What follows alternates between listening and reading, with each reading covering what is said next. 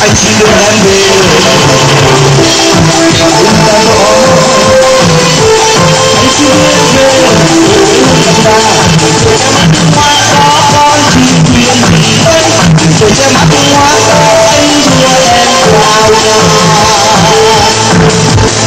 em thấy không em thấy không em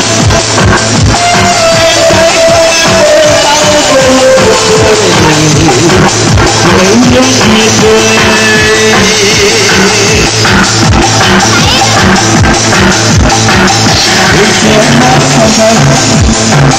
có mắt xanh xanh cùng ngày nhớ nhớ thương hàng trò em sướng sướng em sướng sướng sẽ yêu đời sẽ luôn